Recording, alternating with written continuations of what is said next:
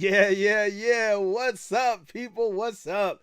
Ruben White, what's going on, man? My EC Journey. Ash, EUC, what's up, guys? It's your man, Black Cobra, back once again with the Wheel Life Show. So today we are going to talk all things EUC as usual, and we're going to focus on A.V.S. and all the fun that we had while we were out there.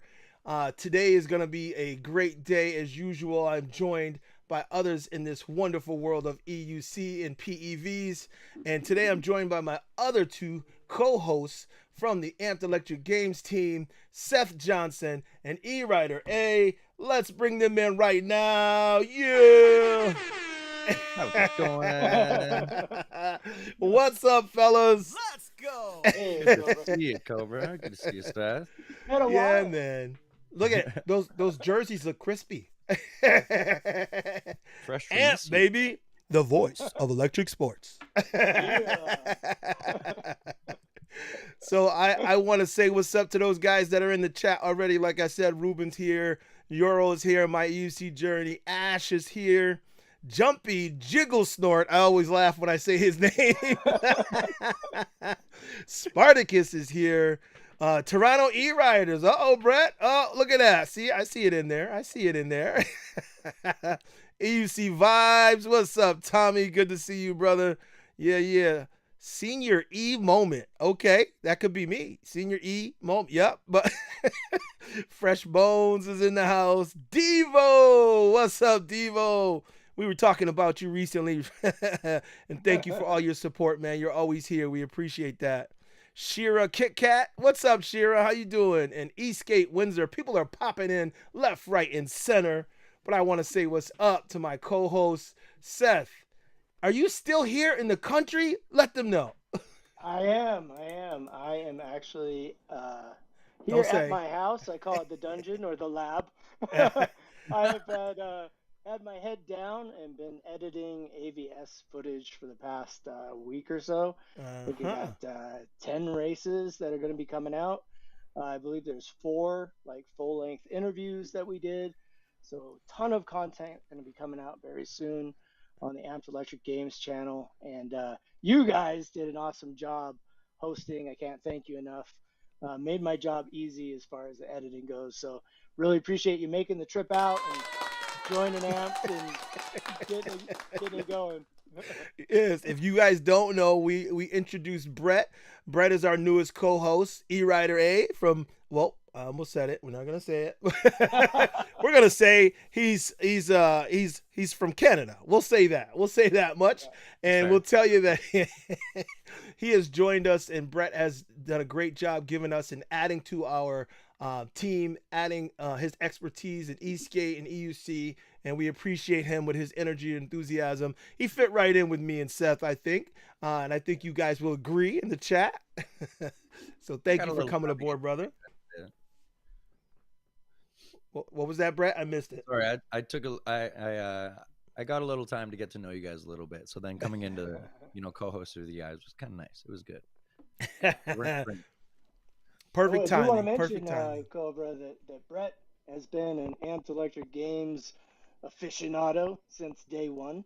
Yeah. So he's been to each Amped Electric Games, and then I think it was just natural after his race coordination that he did last year. Amped, it was just a natural kind of progression to bring him in to the fold. So we're really happy to have Brett and his expertise in E-skates as well as EUCs and all things PEV.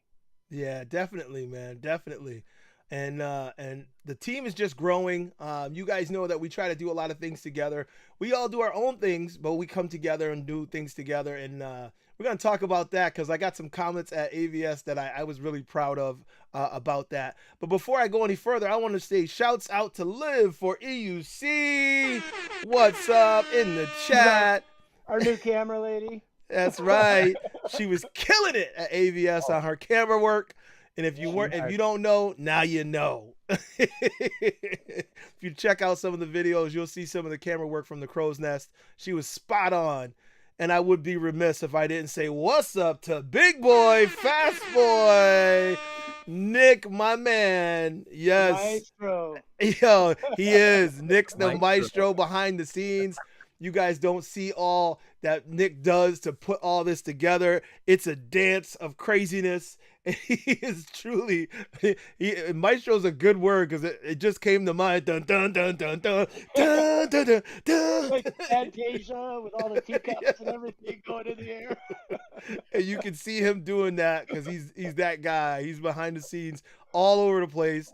And one of the memories I have to put out there for Big Boy is that we were doing things, and sometimes we get, we're doing this, we're doing that. Oh, the feed went down, or the feed froze, and he's doing this, doing that, and he'll stop for a second. He's like, "All right, guys, doing good." he'll give us a thumbs up and a smile in the middle of everything, just to make sure that we know, to give us that energy check. And I appreciate him for that. He's always Johnny on the spot and doing his thing. So I really appreciate him. Okay. He's really a professional. We gotta shout that out because he's one of the few people who's taken his professional side and given it to this whole PEV scene. So it's unfolding in front of you in the form of Amped. It's awesome what Nick's doing. Yeah, thank you. He needs more credit. Yeah, he does. That's why we always try to shout Nick out because he's always pushing. Yeah. Oh, Liv said to turn you guys up. I did, Liv. Thank you very much. Appreciate you. Remember, Brett, what did I tell you? When I said when I start the stream, I try to ask, how do we sound? And I forgot already. So Liv told me to turn you guys up, and I did.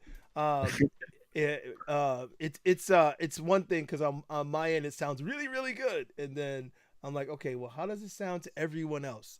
So hopefully that evened it out pretty much. I turned me down a little bit and you up a little bit.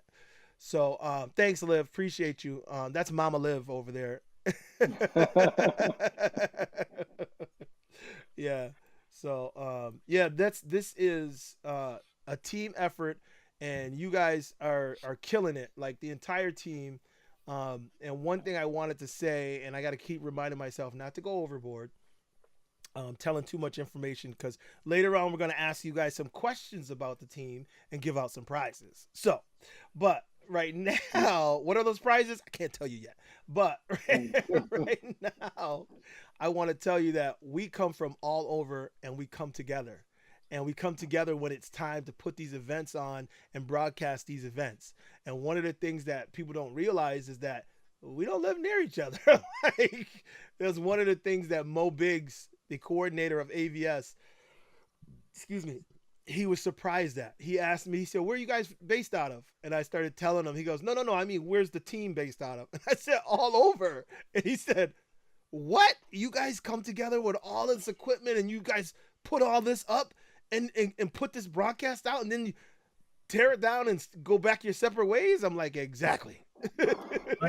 Yeah. What a lot of people also don't realize is how much goes into the shows in preparation for the show as well. We're working, a month, maybe 2 months sometimes ahead of time, getting all of the buttons programmed and the assets designed. I got to give a shout out to Chris Nelson, the Floducer, for being out there, being behind the mixing board. He does a lot of the custom programming. I know this time we bought a new mixer and Nick had to program all of the different levels in the mixer. And there's a lot that goes into these shows that people probably don't realize. I didn't realize until I got into it. But it's a ton of work, it's a lot of work. It's a labor of love. We are largely an unpaid group of people that have very little sponsorship. And so we're just trying to make something happen from nothing. And, they say, be the change in the world that you want to see. That's right. So that's really what we're all kind of embodying. Yeah, truly. And I don't think that you guys, if you didn't quite really grasp what he's saying, it's really important that you guys know that it's real. I guess some people were thinking that, that we're doing this and we're making all kinds of money doing this.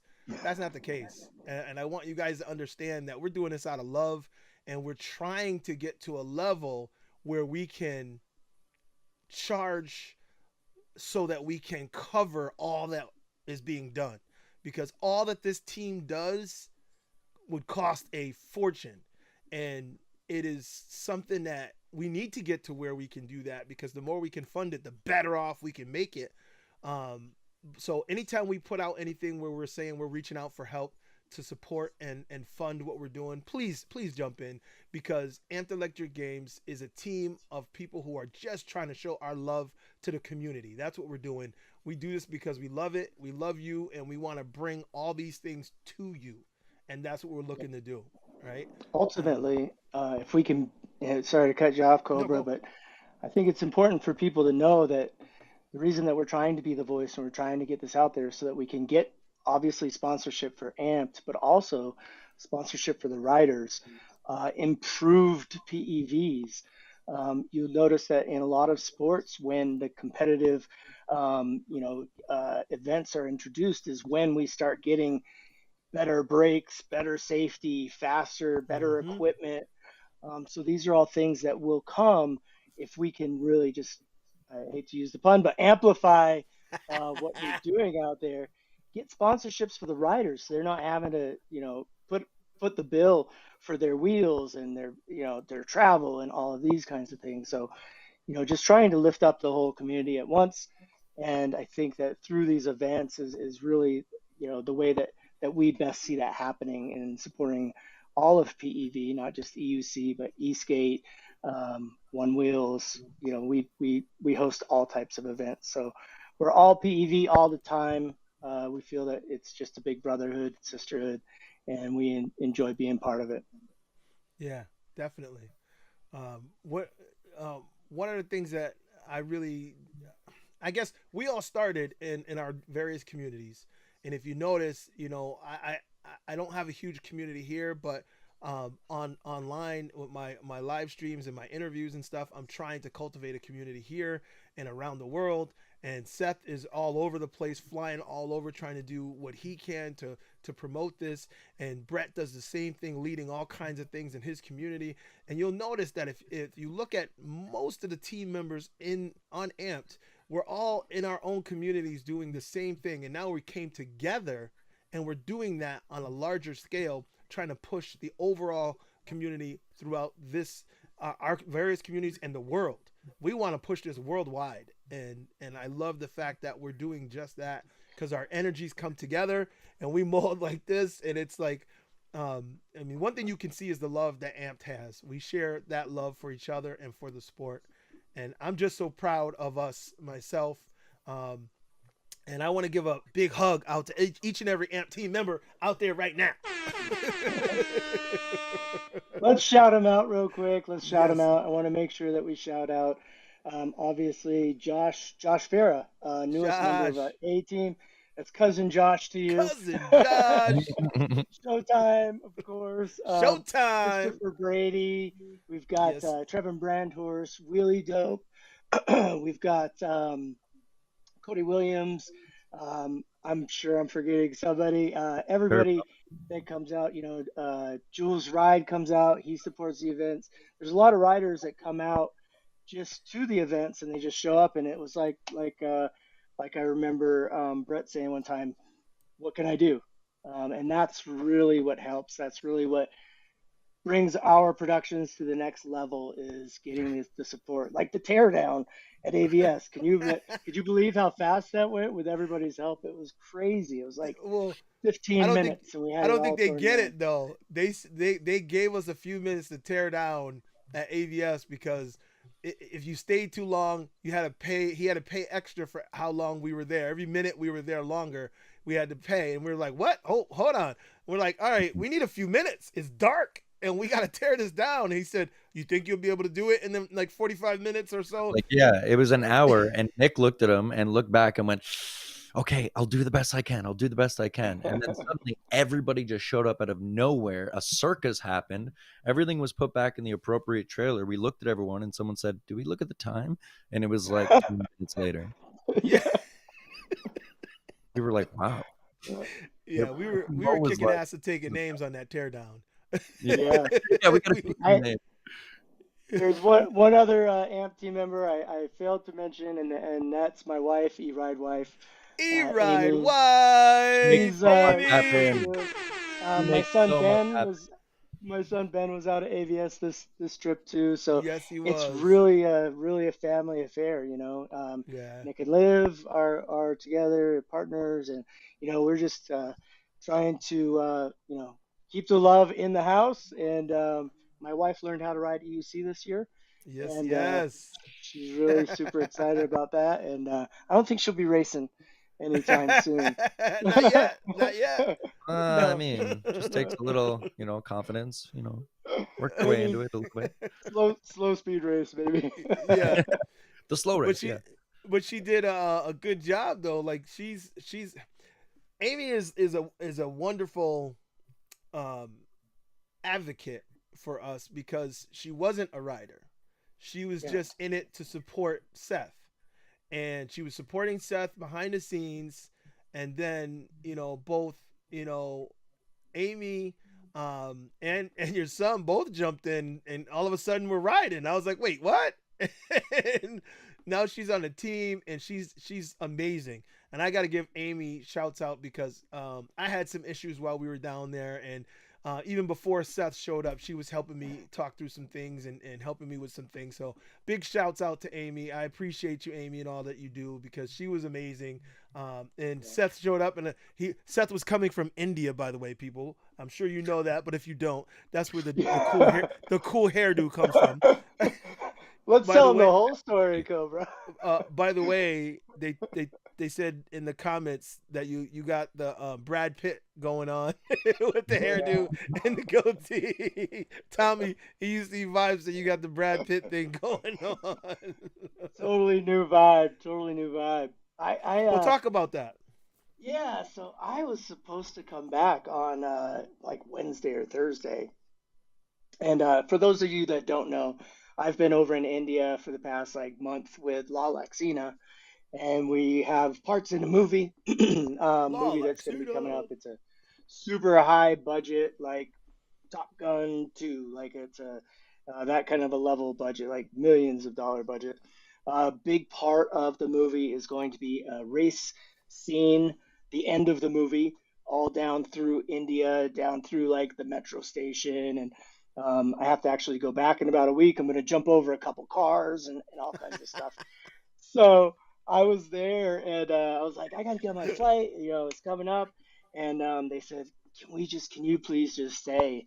And I was like, I gotta be I gotta be at Apple Valley Speedway and setting up. So I said, all right. I wanted to make sure that, that they had backup because we were doing some stunts and stuff. So I stayed, moved my ticket, and so I had to call Amy, and I was like, hey, can you pick up the car in Vegas and load the trailer and bring all the stuff to A.V.S. and like this whole laundry list of stuff? And she was like, yeah, no problem. And I was like, See, that's why oh. she's the best. Like, it just comes out of nowhere. Yeah, no problem. She just jumped Well, in, not out of nowhere, really. that's what it just made me so proud of this entire team because I landed on like was it like Saturday, the day before the broadcast, and I get out there on or I landed on Friday night, get out there or no Saturday night, got out there Sunday morning. Everything is set up, the tents are up, the broadcasting. I was like, oh my god, you guys don't really need me. Yeah. They started Oh, we need qualifications. you, Seth. He was, We definitely need you. they started qualifications, and this guy was still on a plane landing at LAX, like 2 hours out of minutes. So she hooked up with the drone pilot. Shout out to them, Blue Hornet FPV and Casualty FPV. They kind of coordinated. They got the Airbnbs because when we travel, we have to get a few Airbnbs. It's not typically just one. So they got the Airbnbs, got everybody situated, got all the everything set up, and I rolled onto the track and we were getting ready to go live. Yeah, It's happened quick. crazy. well, It was well, crazy. Amy's in here. So what's up, Amy? And she said I had help from cousin Josh. Yes, we know cousin Josh was doing it. He was putting in work, helping you out. We definitely appreciate it. It was a team effort for sure. Yeah, Um, definitely. yeah.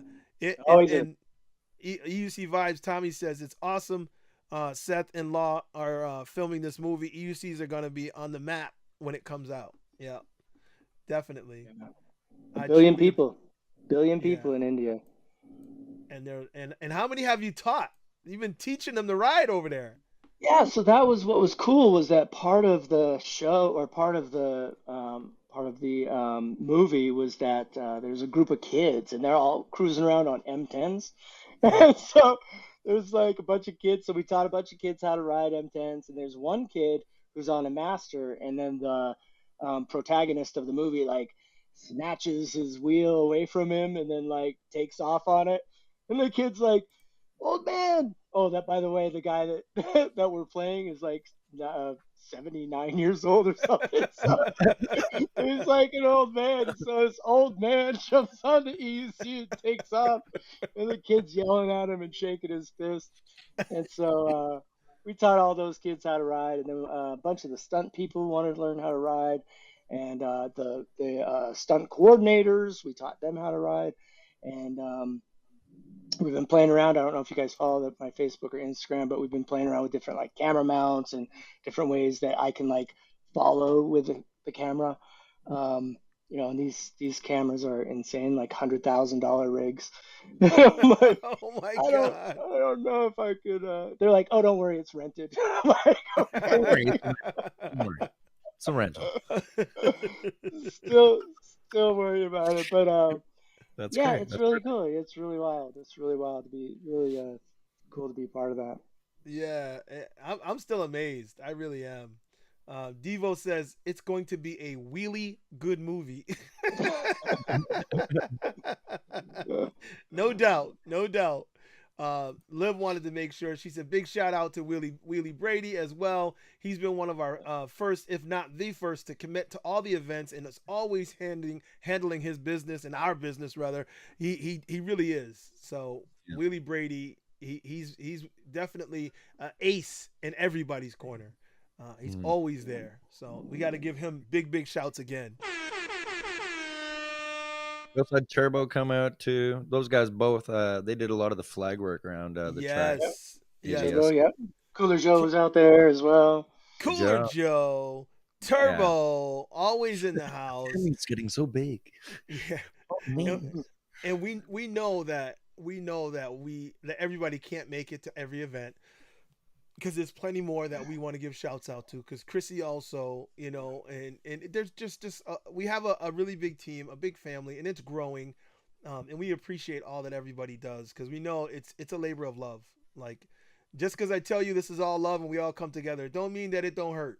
I'll tell you right now, it don't mean that it don't hurt. It's a lot of work, long hours, tired, exhausted, especially Nick and Chris, because on the production end, even more so than what we're doing. Like us three are in front of the camera and we're practicing. Just so you know, we go over the details and facts, and we practice and try to make sure that we're on point with what we're doing the best that we can. Because we usually only get the details right before the event, so we only can practice so much. But it was tough with me being in India because I was completely flip flopped from your guys' schedule by 12 hours, like literally on the other side of the world. So it made it tough. It made logistics really tough. Especially when you get like those people coming in kind of last second or changing details last second, then that race competition has to process all of that and then print out those papers, then get those papers to us. So there's just a lot that goes into these races that it's like, ooh, right before you go, it's like, oh, we haven't updated this. It's like, oh, okay. Yeah, and it's hard, and I know. Okay, let's address one of the things that came up, Seth. One of the things that was brought up to us, and they mentioned in the comments, and we we read the comments, and we're trying to do our best to make things the best that we can. And they said, it'd be nice if you had give us better information as to which race we're watching and all that kind of stuff. So one of the things that Seth did now is he did timestamps on the live stream. So if you're watching the live, you can jump into the live on Amped Electric Games on YouTube or ampedelectricgames.com, and you can go to it and see what's what. But at the times of some of the events, like Brett just said, we're getting this information moments before or during the event, and we're trying to say, okay, they change it. They change it at the last second. They completely change which races were gonna come when. Yeah, the women were gonna go first, and then wait, no, the trikes are up. Oh, okay, okay, so that's so and so out there. Oh no, it ain't because they changed the race. Hold on. So We're back on schedule. What's the next race? This one? No, it's not. That person's out there. They're in this yeah. race. Yeah, a couple of the races we only knew what race it was because we recognized the person after they went by a couple times. So just know that we realize that, and we're trying to do our best to identify them. I had a stack of papers. They were starting to give me papers from day one, and then that kept changing and changing and changing. So we're trying to stay on top of it. So bear with us when we do that, because we know when we watch it, we want the update information, and we know you want it. So we're working on trying to get that as fast as we possibly can, so that you know what you're looking at, and we can call it accurately. So we're working on it. So yeah, how about those bib numbers, guys? Yeah. Those bibs would It come was in like there was like a 2-inch sticker on the helmet. Yeah.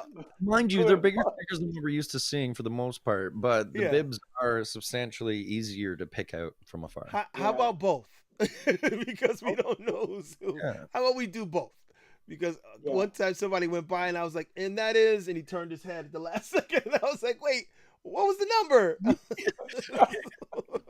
you look again, it's too far. You're like, oh, jeez. Yeah. I think times where I look back at you guys and I was like, you're like, what number was it? And I was like, I don't know. People on the live go, oh, that was so and so.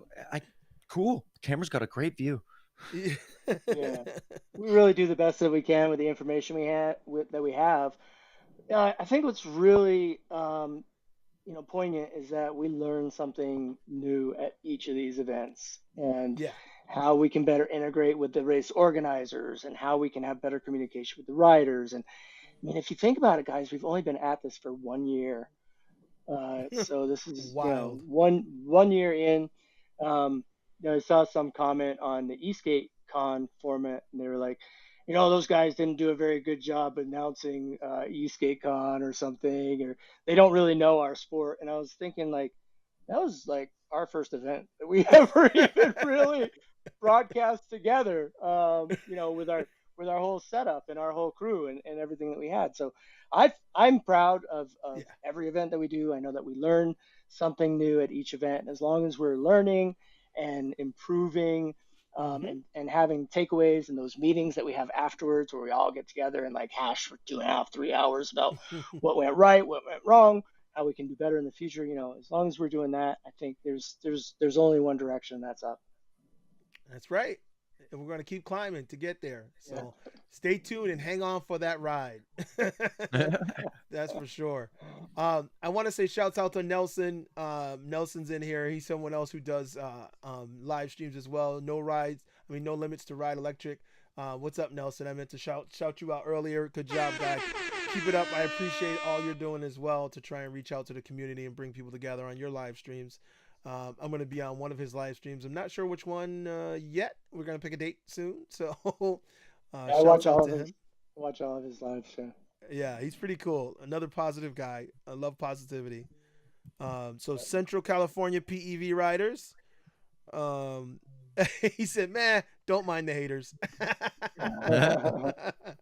There'll always be haters. It means you're doing something all right, Yeah. Yeah. Organizer kept pointing us to the website. Oh yeah. So the organizer, he kept saying that, we're trying to put it up. We're trying to put it up. And he was. Mo Biggs was trying. I think once again, this was the largest PEV event he's done. We had 91 riders. Yeah. At the A.V.S. event this year. 91 riders on scooters, on trikes, on e-bikes, on e-skates, and on EUC. So you can't say that's not a lot of people to organize, because it is. And he was doing the best that he could, him and his daughter and his son-in-law. And I appreciate them, because they did keep coming over and reaching out. They did keep trying to extend. And they've already extended, for those of you who don't know, they've extended an invitation to us to come back for several events. We don't know how many we're going to make, but they want us to broadcast a lot more things with them. And we're going to make that happen. We just don't know how many. We don't know how many we can commit to, because we got a lot of things to do coming up. So, I mean, almost all of us also have day jobs too. Like we said, like we're we're not being paid from doing this, and or 2 day jobs. yeah, or two. Yeah. So it takes a lot of dedication. Just personally, I save up all my vacation time. I use what I need for my family, and then the rest goes towards competitions in America. So here I am. Yeah, and we appreciate it, man. We Yeah, definitely do. worth it. Yeah. So Big Boy Fast Boy Nick says you guys have great energy on screen together, and Brett has been a fantastic addition and ambassador for Eastgate. Yes, he Thank has. you. Appreciate that. I agree more. Definitely. Yeah. I mean, looking back on the stream, you always kind of like, not second guess myself, but oh, I could have said that, or I stopped myself there, or I said that wrong, or I misspoke here. But it was nice to be able to give my perspective a little bit. But yeah, a wild experience overall. That's pretty much the best way to explain it. It's Well, crazy, man, when that light goes on and you're on, like everything else just stopped and it stops and you have like that one focus. You're just it's like a Zen kind of a thing almost broadcasting. Yeah, and for those who don't know, like I came from like a performing background too, and I did a lot of live performance and a lot of, stuff with microphones. And then when I moved to where I'm from now, I became a tour guide with a mic, and I was always in front of people and whatnot. So it's nice to be able to utilize that here and put something to action. That's right. And I mean, you being your first time, I was gonna ask, how was it? But you just answered.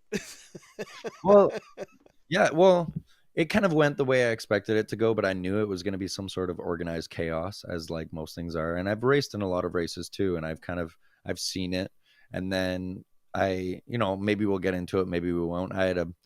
I broke a bone earlier this year, so I wasn't able to race at Amped, but I stepped on to the race coordination team, and then being on headset and hearing it all happening, I'm like, oh, good thing I had that. When it comes to being asked to be at A.V.S. in the racing ride this year, I was like, oh, I know how this operates now. And it's, you're making a lot of riders into broadcast employees of, I guess, volunteer sense. But it's just, it's incredible to see how we can have our opinion and input into something, that's working its way to be full-time broadcast professional, like level stuff. Like that's what we're all aiming for, right? That's So right. you find us on YouTube now, there maybe in the next 5-10 years there's a network at play. That's right. Yeah. Tune in Amped to Electric Amped Electric Games Games or Amped Electric Network. That's right. You never know. We'll see. We'll see what happens. We'll see what happens. Big Look. dream. I'm putting it out there. Amped Electric Network. I'm putting it out in the atmosphere. Let's hey. Download Apex Visual Solutions. What's up, Chris? Yo, man, pushing the buttons. I give a lot of credit to that guy. When Nick says go, this guy's like, pow, pow. He's on it. He's got every camera in front of him, and yeah, no, it's incredible what he does. Yeah, man, both of them. Programming all those buttons, and he's got the Stream Deck, and it's attached to this, which does the trickle waterfall down to this. It's crazy, him and Nick, spent a lot of thankless nights working on that. Oh, yeah, worth it. Yeah, there's been a lot. Like honestly, there really has been a lot, and Liv said it a little earlier. Nick and Chris really don't sleep much, even more so than the rest of us, because production, for you guys that have done shows, that do something like this and put shows on, that production there's pre-production, there's show production during, and then there's after show production. So to be doing it more than one day, it's really a long, arduous process, and I give them so much credit because Nick, we call him the maestro because he really is doing all sorts of things. His hands in all kinds of pies and making sure everything is happening, but then he's also trying to take care of us as well. I know that, we're flying in from all over, and he's trying to make sure that we're going to at least get some decent sleep so that we can be good on camera while he's, bouncing around, him and Chris behind the scenes, bing, bing, bing, bing, bing. And then they're up all late hours. So it's a lot going on. So I really do take my hat off to those guys, and I love it. I love because the team, everybody wants to jump in. It's not like, hey, go do that. It's like, hey, what else can I do? Everybody has that attitude. What else can I do? Yeah. And I love it. I truly do. So We got a lot of people in here. So you know what? I think this is a good time. I think right now is a good time. We're at 35 minutes. Everybody in the chat, hit the like button. Go ahead and hit that like button real quick for the like button. Hit it, hit it, hit it, hit it, hit it. And then I want to give away something. So let's start with an AMP T-shirt. If you're out there and you're in the chat and you don't have a shirt yet, or you need another one, we're gonna ask a couple simple questions. And we'll start with our newest member. We'll start with Brett. First person who can type in the chat, where's Brett from? Where's Amped Electric Games employees and volunteers are yes. If you're an Amped employee, it don't count. So don't put it in. Don't type. Don't even type. I had to be careful about 5-10 minutes ago, where I was like, when I moved to where I'm from now. Senior E moments. Oh wait, no, Shira Kit Kat. Wait, that's Zach Dad Darnell. That's a Mr. Darnell. Hold on. Who's Shira Kit Kat? That's Shira. That's Shira, right? Yeah. Shira, you can't. Okay, who's Senior E moment? That's James Darnell. Okay, so James Darnell. Wait, well, we'll send one to both. We'll send one to both Shira and to James. Yeah, I was gonna say Shira's. She's well, not really on the team, but on the team. Like from Toronto, Yeah, I'm like, it's not. She was on the team this trip. Yeah, she was with us this trip. And James Darnell. I'm glad. Okay, we'll definitely send one out. We'll definitely send one out to both of you. James Darnell, shouts out to you. We're gonna talk about you in a little bit, buddy. You did something that we appreciate and we utilized and we discussed. So we're gonna circle back to you. So Toronto, Canada, Toronto. Yes. More giveaways to follow. None of this would be possible without the racers, Cobra, and we have to give them a huge amount of thanks and applause for all the training that they do, the traveling, the buying the wheels, the fixing the wheels. I mean, we have a really dedicated group of people that ride these PEVs, whether it's E-Skate or EUC or One Wheel or whatever it is. And none of this would be possible without those riders. So I want to make sure that we're definitely heaping on as much praise as we can, because those guys and gals are amazing. And it's a pleasure to go out there and to see these displays of athleticism. And it blows my mind. Yeah, so shouts out to all the guys and gals that are not just bringing yourself, but bringing your wheels. And like you said, like you're following to all the major events and making sure you're competing. Because, I mean, you're right, Seth. What would we announce if there were no riders? Well, Cobra, that jersey's fitting pretty tight this week. Well, Seth, looks like that dust ball is in the lead. He's. I was gonna say it's not easy for these racers to go out there too. From my perspective, like I've been racing, and I was at Amped last year racing and getting second in the Thunderdome. And it's, being able to travel and pay for all that, it's almost as much as like putting on a broadcast to be able to get the trailer and the speakers and the cords and everything there. It's, it's quite the effort. So good point. Bring out the racers, takes a lot of effort. So good on them. It's a lot. It really is a lot. So we appreciate, hats off.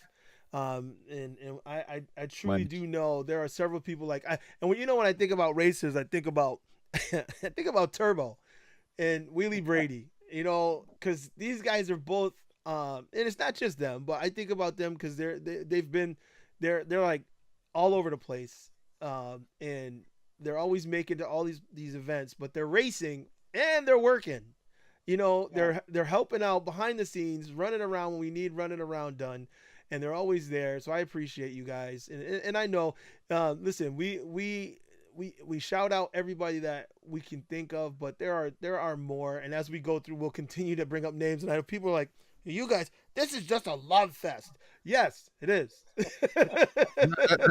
We gotta have gratitude. I think, when you mention some of those riders, I think also about the teams that we're seeing that are coming up. We've got the Night Riders team, the Alien Rides team, the A.V.S team, and those all have corporate sponsor. I don't know if we're going corporate, but they have sponsorship behind them, and Yeah. it takes a lot for those companies to invest in these writers. I mean, this is really an unknown sport. We're all just trying to make something happen out of it. So, big hats off to EUC Underground and Alien Rides and Mm-hmm. Rev Rides and Yes, yes, yes, yes. Yeah, all of the 2023 is races definitely an supporting interesting the year because you're finding retailers are footing the bill for a lot of these race teams. And when you look at a lot of other sports, it's not always just retailers that are footing the bill. And, selling UCs and whatnot is not an easy thing to do. And it's burning a hole in their pocket in a sense to be supporting all of this racing and all these teams, but they're doing it. And they're all doing it. And all the names that we know for all these teams are retailers. So shout out to all of them you just mentioned because they're really putting in the hard work right now.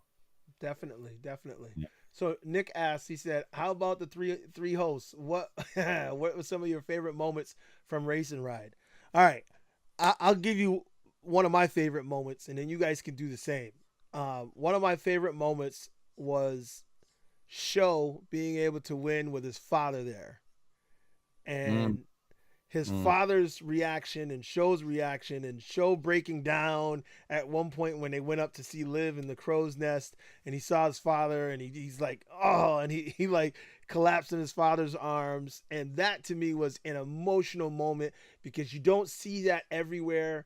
And it just showed me how much this means to everybody, how much it means to not just Show, but it means to his father.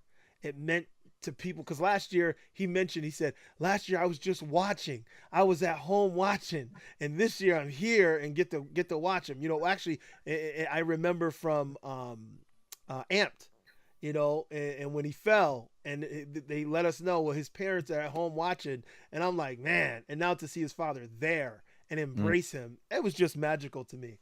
I just was like blown away.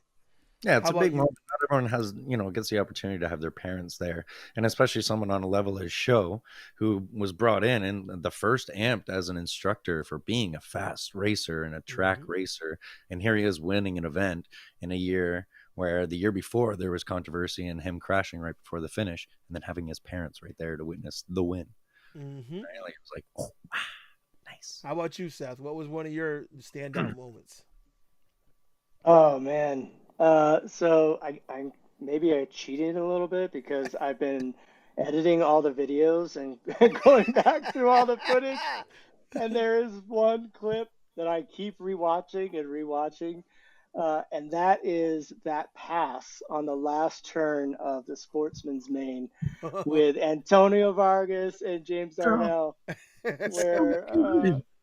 What? Antonio came in on the inside, and then James just pulled it back out, and that was just like it was like because they were like neck and neck the whole race. They were, Antonio was just on his heels. He was just waiting for James to make a mistake, and you could see James around every corner just holding on to the front of the wheel, steadying it into those corners, and I was just that for me was one of the big highlights of A.V.S. The way that Antonio Vargas just dove in there with so much confidence, knowing that Darnell was going to come in quick and try to take that corner right on the inside, he dove in here and was like, "Whoops, I'm just here right now." Just went to his other side, and like, if you've seen a slow motion of this pass, oh, that probably was going to be one of mine. Yeah. Yeah. Well, now that you mention it, what is yours? Now you got to give Um, one of yours. it was I don't know. My thing is like I can't pick favorites, and Just one of. Just one That's why of. that's why I love all PEVs, but that's also why this event was kind of cool because I have like a deep rooted passion and love for e-skates.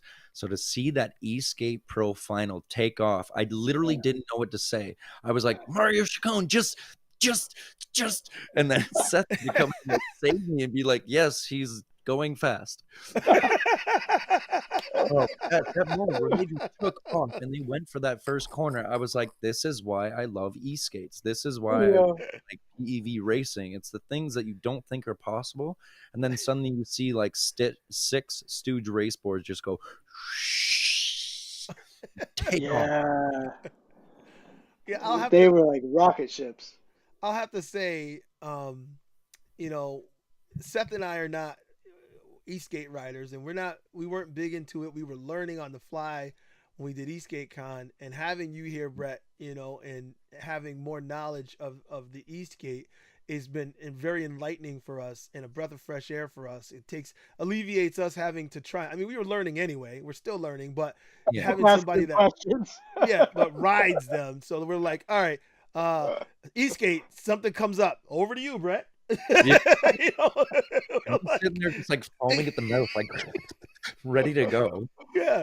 But seeing the Eastgates, I never really had the type of admiration for them as I do now.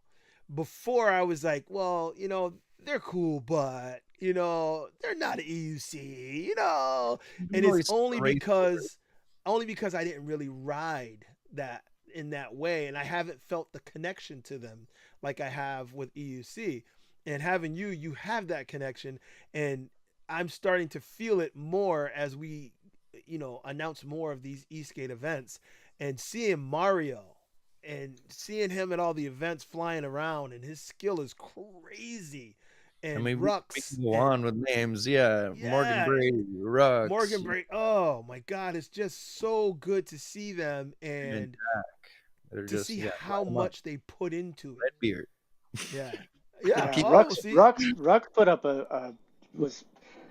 he was on Mario that entire time. He was just waiting for Mario, the Eastgate Pro. He was just waiting for Mario to slip up, and those guys raced together quite a bit. Intro to Speed, and Jack Farrer came in second on that one. So Mario, Jack, and Rux. But Rux has that style that he just gets down there so close to the board, and he's got that sleek helmet and the leathers and everything. And those guys are badasses. I don't care what you say. I'm telling you, I don't think I have the guts to try one of those bad Larrys. Hey, I might write it up over there and back, but to take it on the track, I don't think that's ever gonna happen.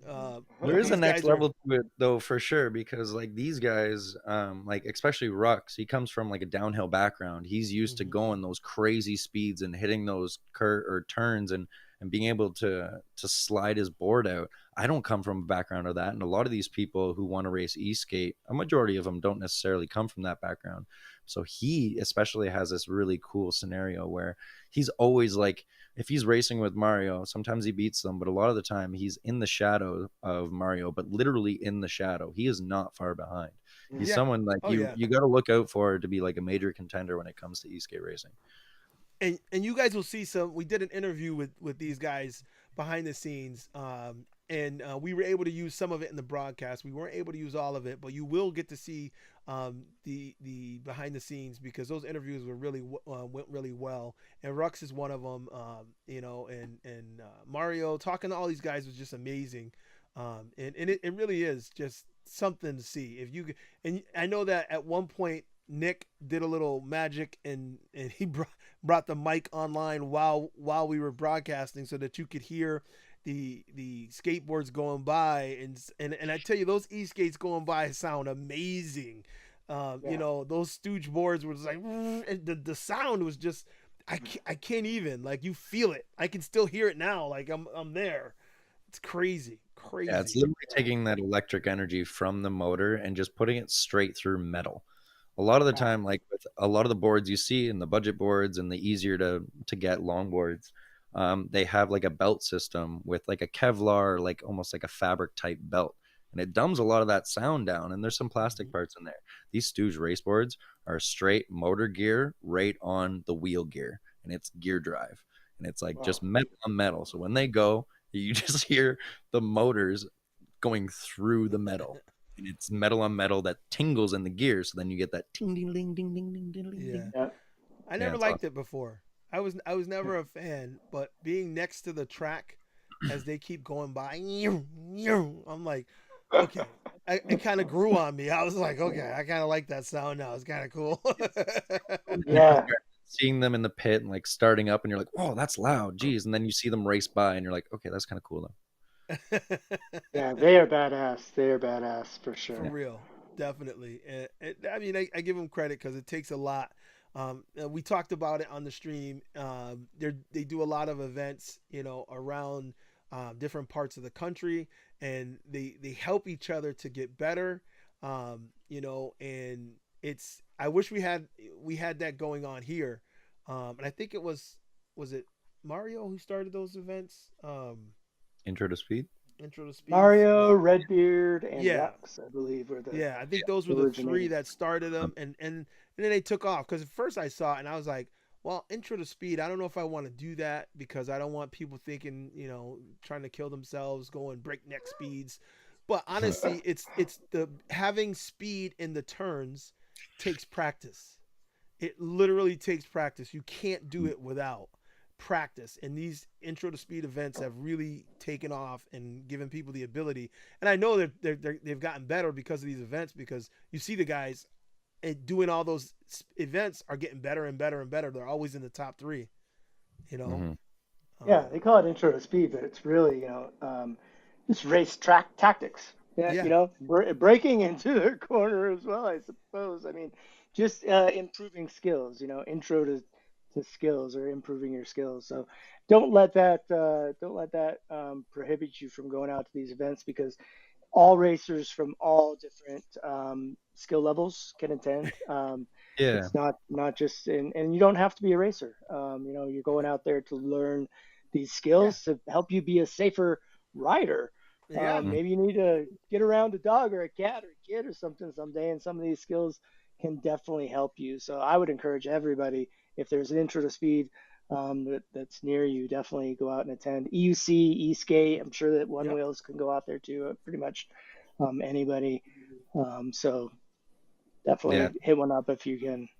So I totally second that. Jeffrey Peralta's in here. What's up, Jeff? He's another great rider who's doing big things. He rides both. And he said, "Yeah, dudes, it's always a high power Eastgate that have that crazy amazing sound that you can't get enough of." And it's true. That sound it's something else. It does something to you once you really get it in your bones. And Big Boy Fast Boy, he says something that's important, Nick. I mean, Nick, like it's something that you don't think about till you get there. A.V.S. adds the challenge of turns due to the high winds every time. You don't realize how bad the winds or how they're going to affect you until you're out there racing in it. But those high winds on those crazy turns in that open area, because there's nothing to stop the wind, is like something you have to get used to. You really do. Yeah, coming from like literally a different climate, going out to the desert and then waking up, looking at the forecast and converting it to my Canadian units, 80-kilometer-hour winds. I was like, or at least gusts of 80 kilometers an hour. I was like, that's highway speeds for us. Well, kind of like, yeah, Yeah. like, well, Crazy. you gotta hold on. Like you're going down a straight and it's hitting you at a 45. You better have pretty good hips, on Yeah. an Yeah, EUC. the You still drones, get into the the wind was causing the drones to run out of batteries like every freaking oh, 2 minutes. It was, not only was that, but it was blowing them around a lot. And so we had a bit of trouble with the drones out there. I think that we still ended up getting some good, really decent drone footage. It's all going to be coming out with these edits that we're doing. So stay tuned to the AMP channel for sure. Like and subscribe, because what we did with repackaging these races is, included a little bit about the riders, included all of our commentary, obviously, but all those multiple camera angles too. So not only do we have that drone, we had Liv on the long lens, we had several track cameras set up, so it's really they're really coming out good. I've been working on them for like a week now, but they're getting ready to be released, and the drone footage in it is good. But when the drone had to go back for the battery, we had to switch to some of the other cameras. So it was just tough. It was a tough environment out there. You guys remember we had Yep. papers blowing all over and the dust.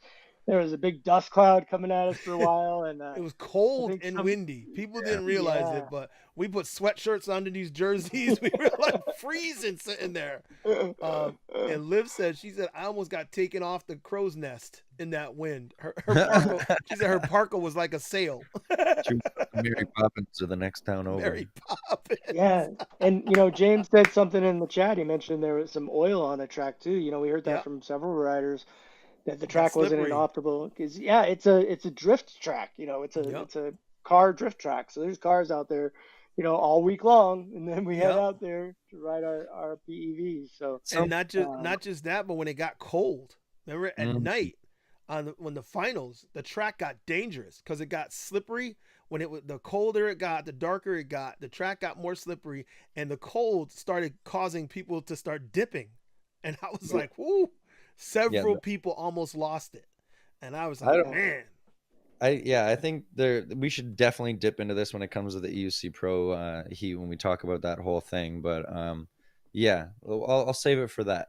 But the sun coming down and the cold, like having the direct sunlight off the track and the cold setting in, had different effects. Yeah, for sure. hmm One of the things that happened to me while I was out there, for those of you who don't know, I mean, if you follow my post, you've seen that the day after AVS, I stayed and I went with Marty and Roger and Don and quite a few people that came with us from the East Coast, and we went on a ride on Mount Baldy, and let me tell you, windy boy. So, but I see how Roger and Don are pushing themselves because if you can ride Mount Baldy at top speeds in the wind that hits you from across the mountain, those curves that you're hitting are it's like being at a intro to speed event. And now I see they were telling me, they said, now you see why we're pretty good at racing, how we push ourselves. That ride was amazing, Mm. breathtaking, life changing. And if you can get out there to ride Mount Baldy, I really highly suggest it. I was like, man, I was feeling it. And a couple times we came around a corner, I hit an opening, the wind blew. I was like, oh shit. Like, felt my butt pucker. I was Mm. like, oh. Cobra's over here just like stacking the FOMO up on me. I'm just no, yeah, no, yeah, no. It sounds like a great time, phenomenal. Yeah, It was, but the skill building is crazy on that I mountain. never That heard that part of it though. That's yeah, very exciting. yeah, Yeah, makes it's sense. something. I can't, I see why Marty's always posting on that damn mountain because it's something that you would want to ride every week, Yeah. constantly. yeah. It's that good. So Definitely bucket list. yeah, Definitely bucket list ride. yeah, I legit am glad that I checked that off. And every time we go out there, I think we should plan. Try to. I know that when we're done and we wrap, it's everybody jumping on planes to get out of there. But I think we should build it in when we go out there because it's that good. Um, like Cobra, Liv said in chat, heard you almost went off a cliff. I Was did. there a story behind that? Okay, Liv. I was gonna leave that part out. Thank you, Liv. I'm not gonna lie. I was riding the Commander Pro that it belongs to Roger, and I was I was coming around, and because those curves, when I say skill building, I'm not lying. It was real, and as I'm slowing down on a curve with the wind, and I'm going at high speeds, and I hit a wobble, and that wobble started out slow. Then I passed Seth on the wobble he had on the Commander Mini. You remember how that was on you, Seth? It was that kind of wobble, and I was trying to slow down, and because you're coming around blind turns, you can't, like, you don't want to veer off to the other lane, but the wobble got mean. It was like, oh shoot, and then instantly I was like, either speed up or carve out of it. So I tried both. I sped up a little, I carved, and when I carved one way, I was like, oh shoot, I carved the other way, and I hit the dirt, dragged my pedal and my camera in the dirt, and turned back as the cliff was right there. Like, Oh I man. dragged my pedal, dragged the camera, turned, I was like, and like I felt every fiber of my being was like alive. I was like, oh my God. Yeah. And there was one guy, Like, oh my God, and I can't think of his name right now, with the wild hair, from Jersey. And he was like, oh shit, Larry, oh I my think. God, Larry. I saw that. Oh my God. I almost died, truly. Oh man, What song was going through your head? no song. Only thing that was going through my head was, oh shit, oh shit, oh shit. Because I saw the edge of that mountain, and I was like, and I'm not gonna lie, I'm like, because I felt even if I slide off, I'm gonna catch myself. But I'm like, Roger's gonna kill me. His wheel is gone. Sounds like Stairway to Heaven, Cobra. Yeah. Stairway to Heaven. It was legit crazy, and and that was because I had so much air in the tire. Also, I kept saying, Yeah. "Hey, I'm gonna let air out. Hey, I'm gonna let air out," and Yeah, I blame didn't. Yeah. Oh no, it wasn't just the wheel. It was definitely me and the wheel combined. that death wobble. Woo. Oh, my heart is pounding fast now just thinking about it. See that footage. Oh, I don't even know if I got footage because I dragged the camera all in the dirt. Wheelie Brady said he watched Marty almost do the same thing. Oh, probably. That's about right. Probably. Line them up. Oh man, it was wild. It was definitely a wild ride. D was the damn. We almost lost Cobra. Yeah, he almost did. Oh, he said, yeah, Vibe said, gotta ride with rock climbing gear in Cali. Just in case. Imagine strapping the wheel to your back, trying to climb your way out.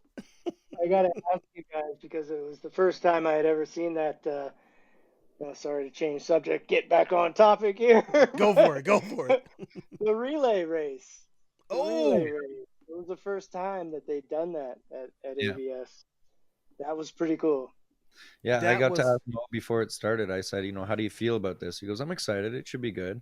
Then I asked him after it happened. I was like, I was pretty good. What did you think? And he goes, I was impressed. It was nice. It was awesome. We had a good conversation about it. But I think it was like his first time doing it. I don't think he was really apprehensive, but he was excited with the results. I could say maybe possibly he can verify for himself. Yeah, there were Surons out there and e-skates and one wheel. What was the rule? You had to have like 3 different types of devices? They said that there was 5 members to each team, and there had to be an e-skate, an EUC, scooter, or an e-bike, and then the rest could be whatever. But you had to have at least those 3 different ones. And so putting an e-bike, a scooter, and an EUC, and then e-skate, and then they threw another EUC usually on the team. That's how most of them were made up. And it was 5-member team. Each member had to do 3 laps. So, it was 15 laps. And I think we might be trying to add that to every event that we go to, because it was some of the best collaboration between the various PEVs that I've ever seen. Everybody was jumping in and cheering each other on, and a lot of times, even though we're all on PEVs, we separate because of the different PEVs we ride. This was something that brought us all together, and it didn't matter what you rode. You were on the same team cheering for each other, and I thought it was really good. Really good. Yeah, it's something that we could do with our PEVs, right? Like, you're not thinking about putting a monster truck next to another car or motorcycle next to a dirt bike or something. Well, maybe. But it's a lot easier to put, 4, possibly 5 entirely different bike or devices when it comes to trikes, bikes, one wheels, even add them in there. These relays are something that's kind of fun, because you saw them trying to like figure it out, and they had this rope that they had to keep with the person on the track, trying to do the baton versus going straight through. And some people are transfer, some people are going straight through, who's in what place. And then it became like an event that lasted, I don't even know how long it lasted, but it was a lot longer than a lot of other races we watch. So it was. And really... Roger EUC, who's one of the fastest around on EUC, and he said relay was the most fun I've ever had. That's from Roger in the chat. So that's why I'm telling you. And by the way, Roger's team won. Just to put that out there, Roger's team won. Roger, was Maxwell Berger on your team? I know that he was one of the faster Suron riders, and I believe he's a night rider. I know that Roger rides with a night rider, so I was just wondering if Maxwell Berger was on the team, because I think that he came in first in the bike trike results. So I imagine whoever had him on their team, because those Surons were screaming. Yeah. Fast. They just put Remember? the down. Yeah. Gone. So and so were the trikes. Those trikes Devo was talking about was there trikes there? Yes. Those trikes, man, they were trying to get in that low position too, and those guys were moving. I was like, man, all these different PEVs. Like I said, being able to see these different PEVs and see them put to the test and push to their limits, and then seeing them on a team with others was great. I loved it. I truly did. Yeah, it was great watching the Surrounds trying to keep their front tire on the ground while they pinned it. Yes. It's quite amusing. They started down there. Remember, they'd be doing a wheelie even all the way past us. Yeah, and it's almost like he's on top of the bike, like pushing down, like come on. Yeah, he's got to, because like I imagine if you lean back and gun it, you might do a backflip. I don't know. Oh yeah, 100%. It's like 100%. Oh yeah. Roger said yes. Max was on his team. There you go. That definitely helps. That guy was on fire. Yeah, should have came great off the riders. Extinguishers. Yeah. I wrote. Speaking of that, I try to try all different PEVs when we go to these different events, and I got on that Nami scooter, the red one that I forgot what his name was, but one of the guys out there had a Nami scooter, and he's like, yeah, go ahead and try it. I'm hitting it. I'm like. I'm like, oh shit! The front wheel kept coming up off the ground. I was like, holy shit! I said, I knew these had some torque, but damn, like I see why they lean forward on them when they're hitting it and gunning it, because it does come up. You know, and that was a scooter. We haven't talked about it yet, but there were no scooters racing at the Race and Ride this year, were there? At Race and Ride, there were no scooters. I didn't see any scooters. No, there was some like out in the area, but there was none on the track. It would have been really cool to see like a bunch of scooters come out in their stance and like. Well, they had the trikes. They didn't race each other, but they did the trikes, bikes, and scooters together. Yeah, but there was no scooters. Yeah. Well, they just had their event the 1 month before Rider Fest. It was a big scooter. There were event, there was a couple there, but you're right. Came out for that. So cool to see those guys come. Yeah. He made me want a Nami scooter now, but I don't know. If your wife would want you to have that. What'd you say? I wonder if your wife would want you to have that. No. She doesn't want me to have anything. No. Those she's things like, go no like more. 80 miles an hour, Cobra. Yeehaw! You see me flying down the road with my legs flying behind the scooter as I'm holding onto the steering wheel. Yeah, Superman Cobra out there. It's a bird. It's a plane. No, it's Black Cobra. That's what it feels like when you ride on them, because the inertia just pulls you off of the back of it. Honestly, I'm trying to. I want to get a Tesla now because I love that torque feeling that feels like that, and that's what that scooter gave me. It's like that, and the K6, that K6, oh my god, the sit down scooter there, that thing is bananas too. It's like the tires, I'm burning rubber and I'm not trying, and it's dual motor drive too, so it'll like shift on you if you burn out on the K6. It's like go sideways. I want one of them, either a Nami scooter or a K6. I don't know. I didn't ask for it for Christmas, so Santa's not bringing it. Roger said we had the fastest e-skate, the fastest bike, and the fastest EUC on one team. Okay, so you stacked the deck, Roger. Now your win is not as impressive, Roger. That Night Riders team is deep, man. Night Riders. Yeah. Wonder who Dan, shout out to Dan Grammer and Liam Hung, EUC Underground. EUC Underground. If you haven't dealt with Liam and the team over there and all his boys and the Night Riders, then you've been missing out, because those are some great guys. I really appreciate all the Night Riders. You guys have been very welcoming to me, and I really like hanging out with you guys, and I'd like to be able to go somewhere, go there a little more often and hang out, because it's a great group of people and a great group of riders, and just like our AMP family, they're a big family, and they do a good job helping each other. So shouts out to them. You know, Cobra, There was an event last year in early January called the M10 Games. The Sponsored by M10 the Night Riders. Games. We actually did that at Rogers' shop there. We actually Yep. set that up at Rogers' shop, and that was a lot of fun. I'd love to do that again. Yeah, we gotta do that again. To do one in Toronto, and we held the N10 games. And not to spoil anything, but there's possibly a group of us working on another small PEV games for the new year. So he's sparked up the action going on here, making it easy for people. Now you can't call it the M10. We gotta go with something, exactly, right? the small wheel games or something. I'm not revealing the name of my event. We're still planning. I already know. It's called the A2 Bowl. I want to ride the A2. That's not yours though, Seth. Not yours. I was gonna say there's a few out there. The Marty wheel as well. Yeah, not the ones that have been put through. Not those. Yeah. You mean the one that jumped 20 feet into the river? Yes, you certainly did. You certainly did. And as a matter of fact, while I'm thinking about that, one of the things I want to put out there. Let me see if I can pull this up here. Let's see. All right, so Amped Electric Games. You can go to YouTube.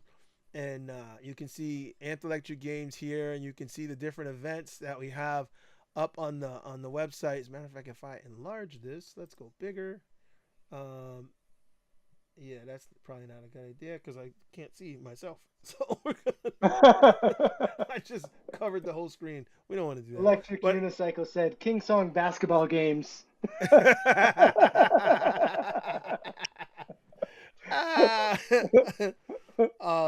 Liv said Seth jumped twice into the river, or it was jumped twice right. in the river. Yeah. Oh yeah, I forgot about that one. But if you guys go to Amped Electric Games on YouTube, you can see the live streams here. You can also see several of the events that have been throughout the year.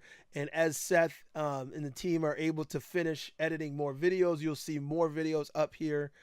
So please keep checking back there. You can go, like I said, on YouTube, Amped Electric Games, or ampedelectricgames.com to see all of those things there. You can also see E-Ride Life. You can see Seth's channel there, E-Rider A, of course, and you can see us on Instagram as well. And these are all places that we'll be posting links to these various videos and all the different things that are coming up. So be sure to check them out. Go follow and stay up with the guys. There's mine, my Instagram there, because we want to keep connecting with the community. It's important for us to connect with you guys, because without you guys, we can't do what we do. So just jump on there, follow, and stay tuned. And I think it's time to give away something else. I think it is. Do you have more of those amped mugs that we had, Seth? I really like mine. Yeah, I think I have an amped Eastgate Con mug we could give away. Okay, so we're gonna give away an amped Eastgate Con mug now. So again, if you're on the team, or you're part of, or you're married or dating one of the Amp family, that doesn't count. So again, now I got a more difficult one. What city and state am I from? What city and state am I from? First one, let's see. Who can put it in the chat? What city and state is Black Cobra from? And I say it several times, but a lot of people are like, where? So let me see. So if you're from here, you don't count. If you are part of the team, it don't count. So Electric Unicycle, what's up? Nope, not DC. All right. Somebody's getting closer. Ruben! Oh, Ruben White. Ruben White. Ruben's been on a little tour of himself. He was bouncing around seeing different people. Ruben got the right answer. Springfield, Mass. Okay, he's from New York, so he's been up this way. So he knows, but he's not on the team. So, and he's not dating anyone on the team. So technically he wins. So we're gonna shoot the mug out to you, Ruben. Ruben White is the winner of the Eastgate Con mug. It's a black mug with the colors on it. It's really nice. You guys, you'll like it. I'm not And kind of jelly though, not gonna lie, because I love coffee. If we saw how big my Timmy's cup was, Tim Hortons.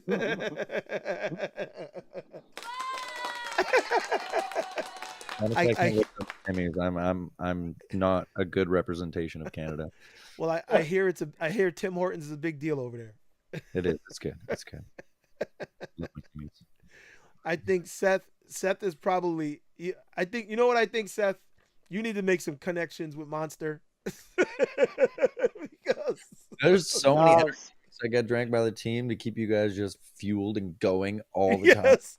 Yes. I don't think there's many times I see Seth without a Monster in his hand. Remember at Eastgate Con, I had a mug of Monster, and then somebody gave me like a 5-hour energy. I poured it in the mug of Monster and drank that. That was a thing. What's that? Vibe said, "Does Tim Horton ride an EUC?" No, he was a hockey player. Oh, well, he rides the ice. We don't know if he rides a wheel, but he rides the ice. So let's see. No, I'm gonna save that for a little while later. Should we go through some results, maybe leading up to up to the big last race? Want to go through some results? Yes. So I happen to have the Eastgate results in front of me, and if something jumps out, you guys remember something from one of these races, definitely jump in. Yeah. For the Eastgate novice, in third place was James Hodgson. Second was Alex Garza and Geelong Tonthat. Geelong Tonthat. Novice. Say that 3 times fast. Yeah. Oh, we did. I remember. I was listening to Brett pronounce it. I laughed because I remembered it from the year before, and I was like, yeah, I had no idea what was going on. I even went up to him before. I was like, "Hey, man, so how's it going? This is how you say your name, right?" Yeah, because like I wanted to make sure I knew how to say his name because I knew he was an Eastgate racer and an EUC racer, one of the 5 there at the race and ride this year. So I was like, okay, so how do you say your name? And then I saw him out there. I was like, okay, I know. I'm pretty sure he has a red stripe on his helmet or something. But it was great to see him actually come out on front. I was like, oh, I talked to you before. I know who you are.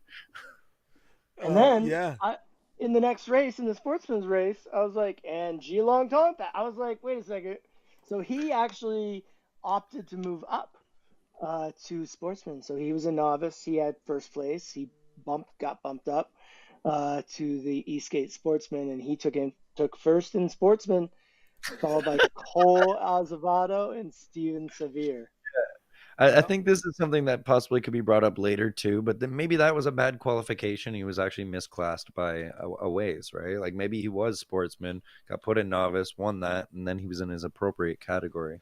So qualifications, I think, have a lot to do with it. That has something to do maybe in the EUC novice as well.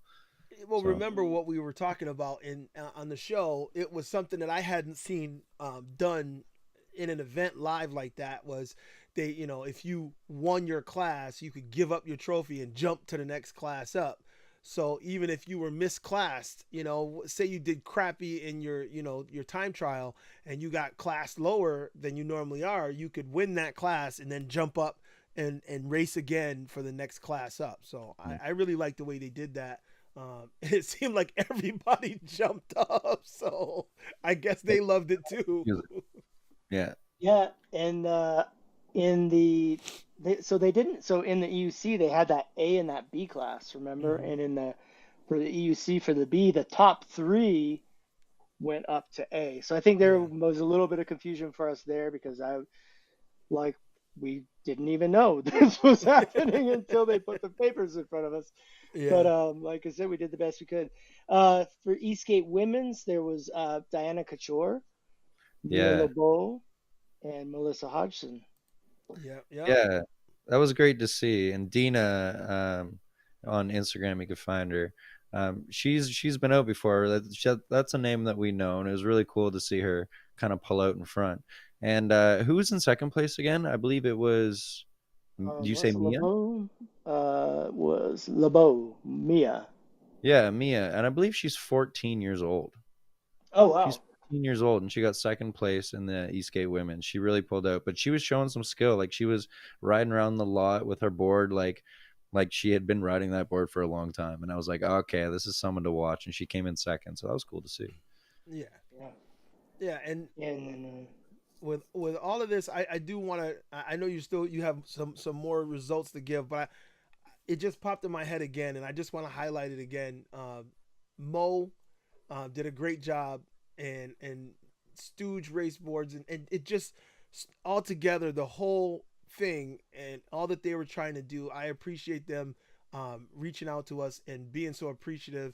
They were like beside themselves talking about us afterwards because they were happy with the partnership that they felt we brought to this event, and we were happy with all that they were trying to do. They were hustling and trying to get us the information fast, and it was a partnership. We both were trying to do our best, and we do that when we go to events. We land, we hit the ground running, we try to collaborate with the race coordinators and try to make this, we try to, co-brand it and bring it together so that everybody sees the event, sees the coordinators, and sees Amped and sees all of the riders. And it's a big undertaking. We just want to make sure you guys understand that, and we want to give Mo Biggs a shout out because he really did a great job working with us. He was amenable to a lot of what we needed, and his daughter was too. So was his son-in-law. So shouts out to their whole team. They did a great job. So Yeah. yeah, I just and LAPEV rider Fess, who rides yeah, with Rex fast. and Mario. Yeah, He was him too. one of the race coordinators, and that's who we were interfacing with to get a lot of our rosters and things like that. So definitely don't want to forget him. And I've spoken to Mo several times since the event and talked about what went well, what went wrong, and how we can improve it. So I've seen the Facebook groups, and there's some people that are happy with the event, some people that aren't happy. We're really just getting started, guys. So we really need your help. You can always help to make these events better. We love your feedback. Amped Electric Games just put up a feedback board so that we can get some feedback. I'll paste it down in the chat, or maybe Liv could paste it down in the chat. So we're looking for feedback, and we would like to be the voice of electric sports. We are the voice of electric sports, but we're also a sounding board for the community. We love to hear that feedback so that we can bring that back to the race organizers and make sure that we're improving these events each time. So as much as we might hate some of the criticism, it's really is what helps us grow. So Mm-hmm. definitely keep the comments coming, keep the feedback coming, but also keep in mind that we're all really trying to invent something new. like, Yeah. and some of the riders were like, we should have been able to charge after the laps and this and that, and like these are things that we need to take into consideration because this is something that they don't have to worry about in other types of racing. Yeah, Yeah. but like you said, he's very open to these comments, and kind of twofold. You see them come in, you see how Amped responds, and then I've kind of seen it now from the inside how they take those and they actually put them into action, and they're taking all the kind of recommendations that you've said and making those changes to the things that they do. Even like the day of at Race and Ride, they said, this can be better, this can be changed, and we did a Mm-hmm. couple of those things. So these people take it in and they make changes. So like, Yeah. good on you, Amped. That's I like being part of the team. Yeah, team Yeah. effort for real, and teamwork makes the dream work, and it's legit. So I appreciate everybody, that's for sure.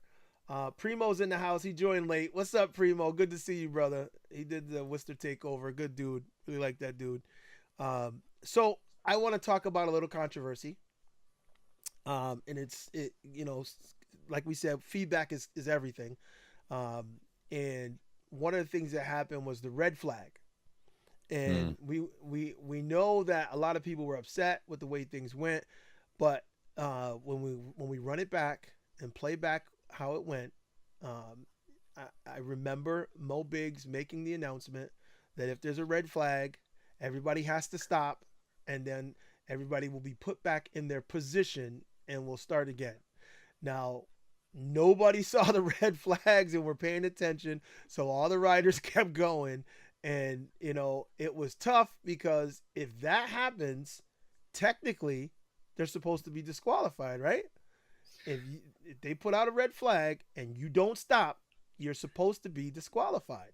Yeah, And so that, the I was following race rules, and race rules say, there's a difference between a yellow and a red flag. Correct me if I'm wrong. If a yep. red flag gets thrown, it means that everyone has to stop in place, like stop rolling and everything. The main reason for that is if they have to bring an EMS out to the track, they have to Yep. ensure that everyone is not moving, and they can let that ambulance or whoever it is get to wherever they need to be as soon as possible. And looking back at the footage and a lot, even when they acknowledged the red flag, maybe there was a misunderstanding and they just kind of kept rolling. Mm-hmm. And that is No, kind of against it's the definitely rule. people misunderstood. Some didn't see it, some didn't know what they had to do. But red flag means we have danger, safety issue, all stop, we're concerned. And we had multiple riders down. We had 3 people were off their wheel at one time, and all in the first lap. So like we're not That was even controversial too. The online people were saying, "What lap? First lap." first Look at the lap. go to amp.youtube. Yeah, we didn't. They didn't even make the first lap, and 3 people off their wheel. Well, that's a stop everybody situation, and Well, I don't think that's what brought the stop, though. I think what brought the stop is that Mario Chacon went down in the back, and he wasn't really like getting up right away. We found out he was conscious, he wasn't unconscious, and he just had to get his breath back. But he fell down, and he wasn't really getting up. And then the other two went off closer to the that's that. camera, and that's a lot of what we saw. But Yeah. pretty sure But the that's red what I flag mean. because Mario of went down hard, but then they yeah, had others go down. And yeah. first they did a yellow flag, then others went down, then they did a red flag, and they're like, "Hey, hey, hey, hey, this is too Mm, dangerous. Everybody mm, stop." that And makes sense. so, yeah, so what's supposed to happen is you stop where you are, and then they can restart you in your position. And one of the things I think people didn't get was start you in your position, not meaning your spot on the track where you were, but if you were in first, you're in the first position. If you were in second, you're in the second position. And then restart everybody after they clear the track, clear the hazards, get everybody attention and medical help. Then they restart in your position. People thought, well, they're supposed to start on the track where they are. Yeah, but no one stopped. First of all, even if they were going to do that, no one stopped. So how would we even put you where you're supposed to be? Yeah, I So think this is a little bit twofold because a lot of people were saying whatever position you ended up getting when the red flag was thrown is the position you should go into. But the race rules that Mo was following was once you've completed one lap, that is the case. They mm-hmm, haven't completed that first lap yet. So the rule states that you have to go back to your starting grid positions. And a mm-hmm, lot of people were up in arms about that. But at the same time, like, look at how far Brian Dillard had on that lead going around after that red flag was thrown. He didn't see it at yeah, all, was very focused. This man has just been in training all year trying to win this race and was absolutely heartbroken after the restart. So it makes people kind of, oh, what were the starting positions like in this? And it's like, well, you got to go back to the rules. You got to go back to what Mo has said and the things that came up. And a lot of people were kind of looking around when the red flag went up and kind of going, what now? What's yeah. going to What do happen? we do? We What do haven't we really seen do? this before. We haven't really seen this before, Yeah, right? Yeah. yeah. And I But think that's where in the future, having having better comms with the race coordination team is something that we want to invest in. Unfortunately, it's like $15,000 for the system that we want that will grow with us. But Mm, we need to get to be able to relay that information better. That's one of the things that came out from this race was being able to explain that. I think would have diffused the situation quite a bit right there on the track. And there just wasn't a lot of good communication between the racers and the crowd and the people at mhm. home. So, and even us, we were like, oh, red flag, that stopped the race and restart. But you know, yeah, apparently we were some of the only ones that knew what a red flag meant. This is a great thing for suggestions, and it could even come down to a simple thing as a radio. Like even if it comes down to that, it'd be a great thing. Now we know for sure when stuff happens like this, we're like, okay, anything could happen.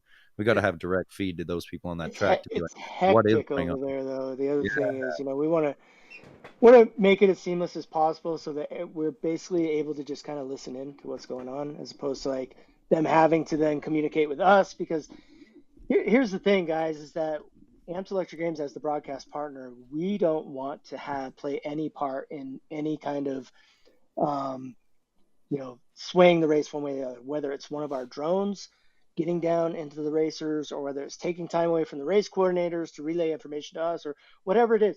We kind of just want to be that fly on the wall and with our finger on the pulse of what's going on.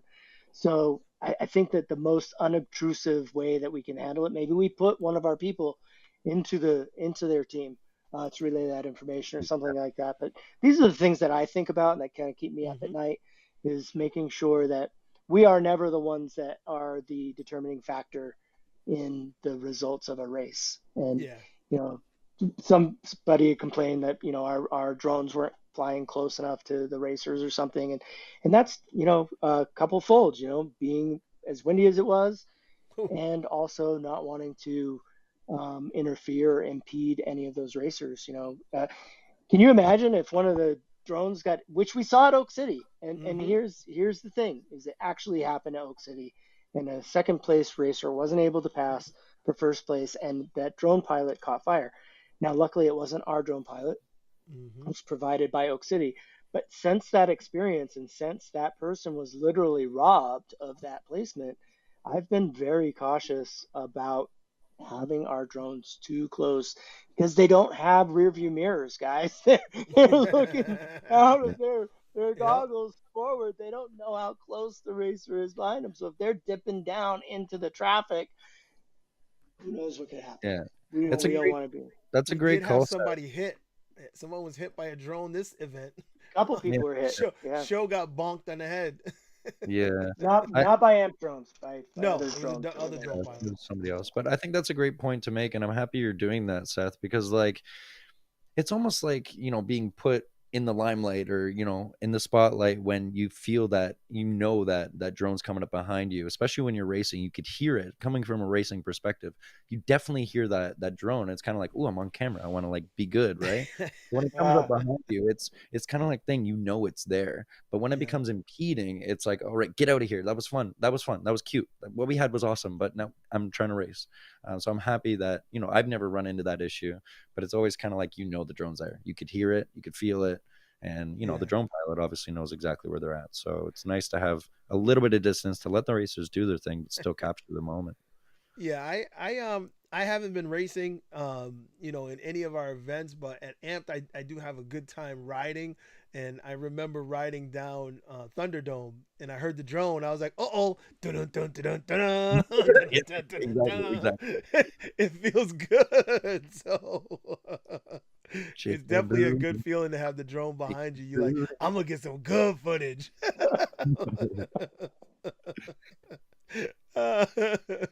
But hey, it is what it is. It is what it is.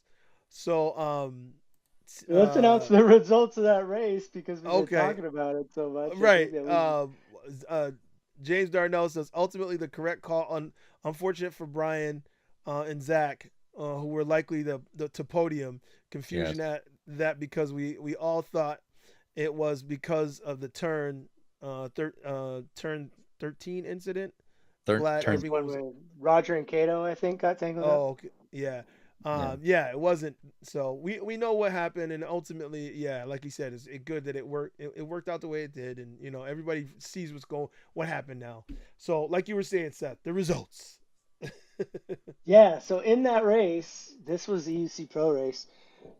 We had Mario Chacon, Brian Dillard, Turbo, Mikey Camizo, Cameron Bodwell, Zach Darnell, Cato Leon, Kevin Zavala, Roger Hajali, and Joe Scott. And if you didn't know, I just went in reverse order. Joe Scott came in first. We talked a little bit about that earlier. And Roger Hajali, Knight Rider Roger, came in second. And then Kevin Zavala, Show and Kevin both race for Alien Rides. And I am happy to announce that Show Scott is the proud owner now of a Begode Master 50S, based on his win there. Roger Jolly, what did they give you, Roger? I think it was a T4. I'll have to double check. Roger, maybe you can put in the chat what it is. But Kevin Zavala actually got a mini M10 kind of Oh, deal. M10 Mini. So, So yep, let's talk about M10 Mini. the not the controversy, because there was no controversy, but let's talk about that little pass that was done by Roger. Roger went off track and almost lost completely, like shook up, and then he worked his way back, and he made a pass on the last turn, coming past Kevin Zavala, It and was making his putting himself into that the second place spot, and he was trying to go for first. He told me, he said, if I had another lap, he said, we got to make these things 5 laps. Yeah, I remember that. But yeah, it was going into turn 13 where he passed. It was, I believe it was Zavala, right? Yeah, And he we passed just like Kev. went pray past him. We were all kind of just waiting for it, kind of waiting, but knowing that was a hard opponent to get by, and he wanted his place as well. So it was And really cool to Roger, see it. 13 took it, went over 14, 15, around right to the end. we expected Roger to be in the lead anyway, and when he was in like 4th, 5th place, we're like, what happened? And Yeah. then they're like, oh, he went off the track. He went off the track. There was one point where I was spotting for you guys, and they went past the start, they went down, and then I saw Roger went out front, and everyone kind of, I heard a little hubbub, and then I looked, and it was like kind of like Roger was taking the first position, and then they went around the corner, and Roger wasn't there. So I was like, Roger in first, and I looked back, Roger wasn't there. I was like, Roger's missing. And he disappeared out of nowhere, clawed back, and then came back into the light for 4th and 3rd, and then that turn right before the finish. Yeah, crazy. It was tough. It was tough, but it was a great race. Great race. I was so excited. I jumped up and went running because I wanted to talk to Show and Roger. And big for Show too. Yeah. Say what? It was really big for Show because of last year, and the whole thing we brought up as controversy this year between Douglas Marshall and him, and he fell off his wheel, and now he had the chance to win his first. So Oh, you know what? I completely forgot about that. that's his big win. This is his big win. Yeah, this is his comeback story. You didn't forget about the U-Stride incident, though, did you? Nope. So Roger's retribution, after having his beautiful master destroyed last year. Yeah. A lot of redemption this year. Redemption. It was redemption for us too. Yeah. Coming back to A.V.S. and actually having the right equipment to do a stream, Cobra. You know. Try to do it with dental floss and and duct tape. Duct tape last year. One a Mac computer and a couple webcams or something. So yeah, I felt really good. It was definitely retribution. Let's go through the rest of the EUC race results here real quick. Novice Albert Kua, first place. Nice. That's 2 cells, 1 pack, Vancouver, 2 cells, 1 pack. Yep. Yeah. Yep. And he won the Geelong competition. Yeah. Geelong Tongtat for this is I've got the official race results, but it has Geelong in first and second, and then Chris Clark. So Albert, Geelong, and Chris Clark. Does that mean Albert moved up? No, they just doubled his name in the second place. He was in the B race, and then him, Jesse Garnier, and Julian Beltran all moved up to the A. So that's how there were so many racers that they had to split them up into the lower qualifying times would be the novice B, and then the top three of the novice B went into the novice A. And so novice A winners Albert, Geelong, and Chris Clark. Oh.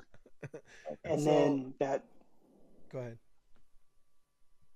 That sportsman's race is the one that we were talking about earlier. Yeah. James Darnell, Antonio Vargas, and Chance Hines. Chance coming back, battling back from like 5th place in that one to take 3rd. But the big highlight on that one for me was just that battle that Antonio and James Darnell had the entire race. Yeah, I'm so happy there was so much footage of that because it was such a good pass. Well, it wasn't even a full pass; it was like a pass and a pass back. Yeah, yeah. Really was cool. just Give him a taste. there was a lot of stiff competition out there. There And really and you was. shout out to Chance too, because he's not a guy you find on the track. He's always apprehensive. He goes, Yeah. I don't really, I don't really need to be here. He loves being off road. Yeah. Yeah, but shout out to him and the EVs team for really like coming out to the track here. Yeah, Yeah. Roger's also no, Roger's not Evie's rider. He wears an Evie's jersey, but I don't think he's an Evie's rider. Oh, Roger, clear that up in the chat, man. No, he is. I want to make sure you call you right. At Is the he an beginning of his Evie's videos rider? on YouTube. Yeah, he still puts EVs in the beginning of his videos, so he's still with them. Evie's rider. So you see women's. It was nice to see that out there. Yes, that was a good one women's too. race. Dawn, woo, Yeah. she was pushing it. She was How about cutting, that? passing too. I was like, well, she might make it back up there too if she had 2 more laps. If it was 5 laps, her and Roger both might have taken it. I don't know. To be convinced to race more because she's exciting to watch on the track, but she's always kind of slightly apprehensive about, Yeah. do I really want to be on the I don't race. track? I'm like, come on, you need. How about to. how about that Luna Wolf crash? Yeah. Ooh. That was. Did you guys see the aftermath of that one? I didn't. I just saw the initial. I was like, ouch. Yeah, she was hurting. She came back to finish the race too. She got back on her wheel, but I heard she was hurting. Yeah, I bet she was. What were the results there in that women's race again, Seth? Yeah, Roger confirms that EVs is his race team. Yeah. Results in that one was Maribel Vargas. Oh, let me just I want to make sure we give a shout out to everybody who raced in that. Luna Wolf, Shira, who's in the chat, Grace, Madeline, Serena Moucher, Amber Rose, Celeste Cuna, Don Champion, and Maribel Vargas. Yes. Maribel Vargas coming back from last year. You know, her Maribel Vargas. dual race gold, wins 8th last first year. place. And, yep. And she took first, followed by Dawn and Celeste Cuna. And Dawn and Maribel, that was a fight. Yeah, that's what we wanted too. I wanted that fight. It was just like some of those, like the sportsmen, like the double pass. You watched Dawn was about ready to do it to Maribel, and they were like neck and neck coming through there. That was exciting. Yeah, I really loved watching that race. So of course I'm going to acknowledge it. Lives in the chat talking about you who.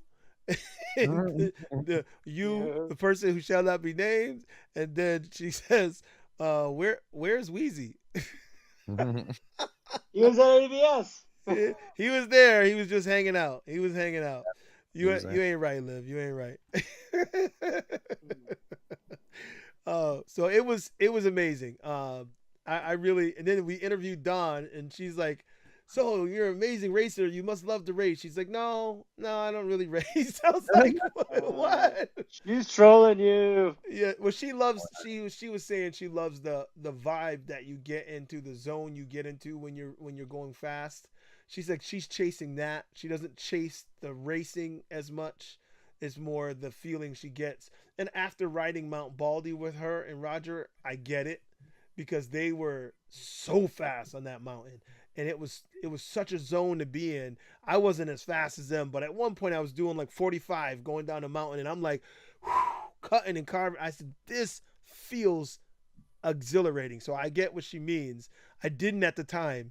I was like, come on, Don, you just raced. You love to race. She's like, no, not really. I get you now, Don. I get you. Okay, it's time again. One more time.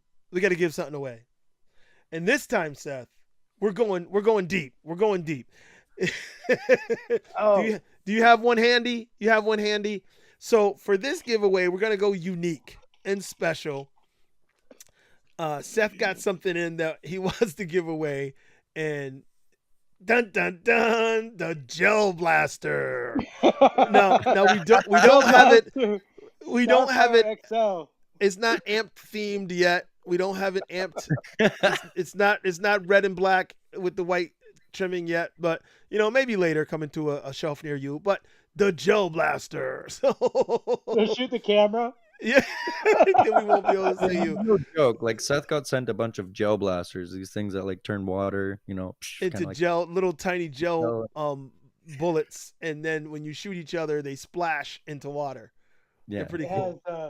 It has a automatic mode. It has burst mode. It has single fire mode. There's people sitting in the front.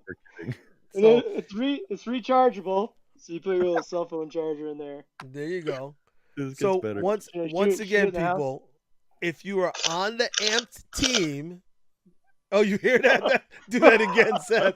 Do that again. So if you are on the amped team, or if you were in a relationship or married to someone on the amped team, you cannot win.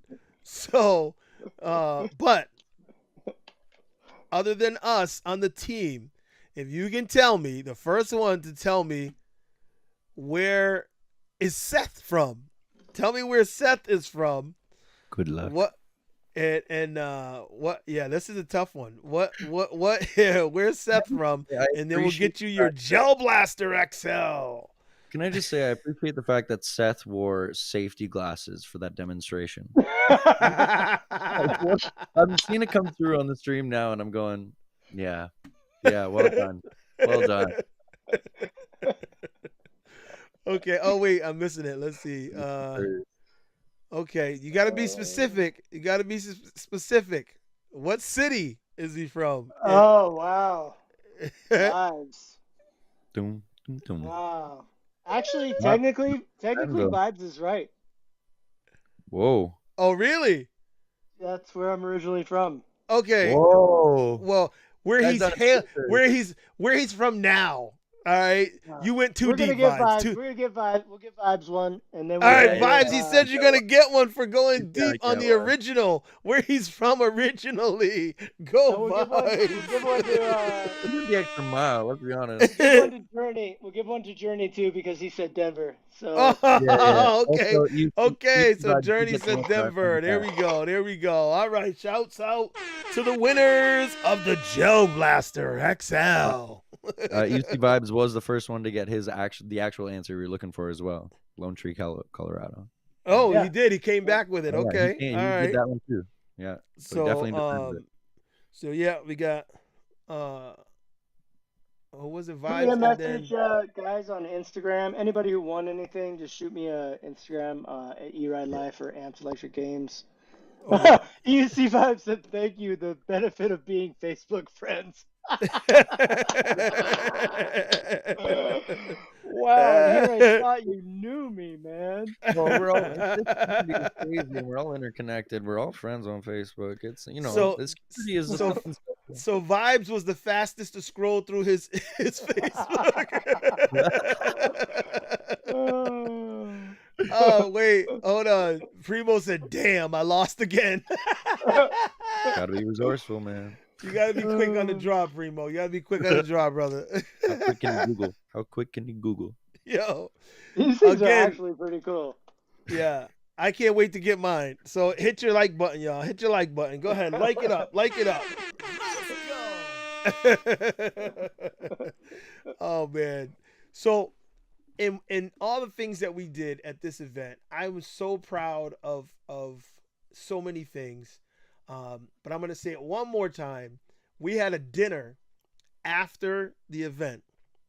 Mo Biggs and his entire Stooge Racing team and Amped Electric Games team, we all went out, at dinner.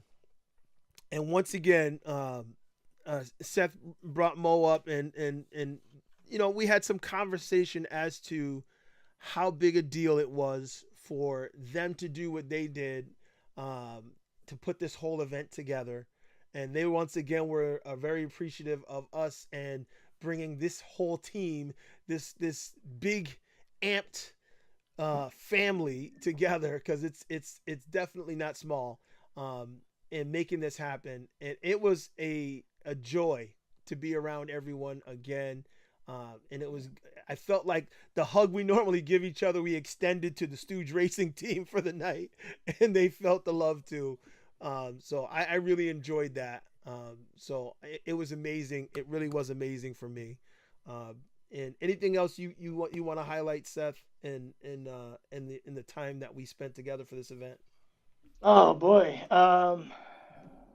It was great. I am just so proud of the team and of I continue to harp on it, but it just blows me away, how much we've done in a year, and to think back, like it's only been a year, and we've gone. I mean, you look at our stream from AVS last year and compare it to this year, and it's like night and day. Um, the fact that we took a bunch of people who, other than Nick, have zero production or television experience. Maybe Brett, you have a little bit as far as like performing, but we created a mobile broadcast news studio, sports Yep. news studio together, and it just blows my mind, and just what everybody's willing to do, and the volunteers that come out and help, and of course the racers and the race organizers. My heart is just so full of appreciation, because this was a dream of mine, just a few short years ago. And now it's becoming reality. And it just goes to show that you can accomplish anything you set your mind to if you're just dedicated, and every day, you set those goals, and make strides every day to make that thing happen. That's Mm, right. And so, yeah, Yep. thank you guys. Thank you guys for being such awesome hosts. Thank yeah, you, my friend. yeah, Seth is definitely kindred spirit, brother from another mother, and we've done great things together, and I appreciate you. So, Brett, being the new guy on the team, even though you've already been on the team before, but being the new yeah. guy to the broadcast part of the team, what would you like to highlight from your time at this event? Well, I think like my takeaway, I think like my main takeaway from this is that the race and ride specifically at AVS has kind of become a special event, not only for e-skates but also for EUCs and other PEV riders. And there was a lot of people who had, like we talked about the Hajali situation and the show situation, and having these people with these redemption stories. But there's a lot of people out there who maybe didn't get a chance to be there this year, who truly, could have, really taken away some podium spots, and a couple people who ended up showing up as well. One, I'm thinking Reggie Thomas, e-skate rider. I was excited to see him on the track, part of Advanced Riders Division, and he never got to make it because something happened on the track and his board blew and he couldn't do it. So I shout out, we've shouted out a lot of people, but respect to those racers who are going through this struggle, and they're losing money doing this, just knowing this is something they're passionate about. And you really see that at AVS. So AVS, the race and ride event specifically, is something special. So don't take it to heart if you didn't make it this year or something like that. But every year is different, and this year especially was special and different. And we're going to talk about these stories, all the things we talked about throughout this crazy long live stream of now coming up to 2 hours. So we've talked about a lot of the things that happened, and every year is going to be special. And my takeaway from this is that the race and ride, it will continue to be special, I think. Yeah, it definitely will. And honestly, I think this event was really special, but I honestly see the community as a whole trying to make every event special. And that's why I like AMP, because we try to give the same love and projection to every event that we attend. And we're going to continue to do that. So, really, whatever events you can make it to, do your best to make it. But don't feel like, it's the end of the world if you don't, because we're going to continue to push these events in different places around the country. And we're going to try to make as many as we can to try and pull us together. So I'm glad we're able to bring light to these events. And I'm glad we're able to do it with such positivity, and love for the sport and the community and each other. So I'm very happy with what we're doing. I, And I got a question in the chat, and Seth, the second time I'm seeing it, Vibes is asking again, do we have a date yet for Amped next year? Um, my answer is stay tuned. What do you got for me, Seth? Unless you got Probably see the dates from the last 2 years and make a yeah, guess. yeah, somewhere around there. No, um, it was Labor Day weekend, both dates. You know, I'm not sure. It's hard to say. There is some scheduling conflicts that we've had running into, so it's hard to say as far as what what Amped is going to look like next year, I think this year we really we bit off a lot. We Yeah. tried to do a lot, um, maybe too much for the number of people that we had. So I think maybe we may contract a little bit next year, just as far as like how far we get spread out. It's tough to have like guys. We had like 5 tracks. Like it was insane. 3 different places. We're at the rail yard. We're at Kohler Mountain. We're at the Amped at the fairgrounds. You know, we had the indoor skate track, we had the outdoor oval track, we had the indoor one-wheel Dust track. Bowl. Yeah. So it was a lot. It was a lot. But it just, yeah, I'd say stay tuned. We're definitely doing something.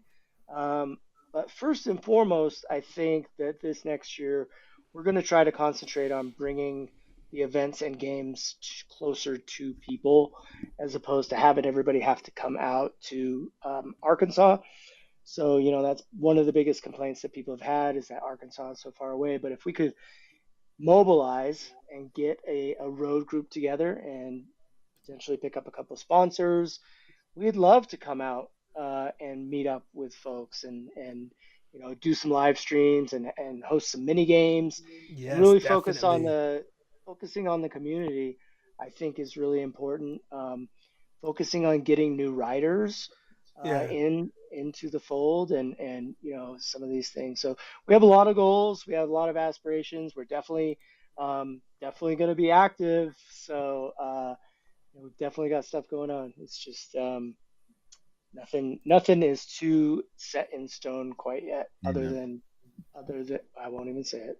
Don't let's Okay. let's just No. let's just say it's a work in progress. And Yeah. Right. again, like we said, it's a lot to bring these productions together. So especially Amped. Amped is the biggest undertaking of the year for us, and all other events are secondary as far as the amount of energy and planning and everything that it takes. But it does take a lot. It's huge, and we want to keep making it better and better. And so far, it's been that way. This year was bigger than last year, so we want to keep doing that. Just stay tuned, stay in there, and shouts out to EUC Vibes for the super chat. Thank you, sir. I appreciate that. And you guys definitely stay tuned because we have more magic to come, and more love to give. So just stay on the ride with us because this train is growing and the train is going to be pulling in to a stop near you real soon. So just hang on. Like And that. I like that. yes, we're definitely going to make our way around because we will be doing. You remember the first year, Seth did a tour and he went around to make sure that he saw a lot of people at different places. Been a little too busy in India this year to make that happen, but we will individually be going to different places when we can to do group rides. In Phoenix, they're doing a lot over there. In Arizona, Liv and Nick do a lot over there. And, Brett's doing a lot in Canada. Seth's all over the place. And hopefully soon, once I get my retirement going, I will be visiting a lot more places because I'm just so busy. I want to visit so many more places, and we will be doing that. So just stay tuned, stay with us. Don't let yourself miss out because it's getting bigger and bigger and bigger, and we are making it happen. So, shouts out to everybody. Thank you, Seth, again, for all that you do because Seth is definitely still the godfather of Amped. We look truly, we Heart. all do this, but it was truly his dream. He brought it together. He made it happen. He extended his heart, and we all recognized something about ourselves in him, or him and ourselves, and we came together with him. And we all continue to extend our hearts to others, and it's just growing and growing and growing, and I'm in awe of this wonderful machine that we have called Amped. And I just look forward to all that we have to offer to the community and all the community has to offer us. So that's all. I'm good. You guys got anything else you want to say? I think we can wrap it up now. Anything else you want to add, Seth? Thank you to everybody in the chat.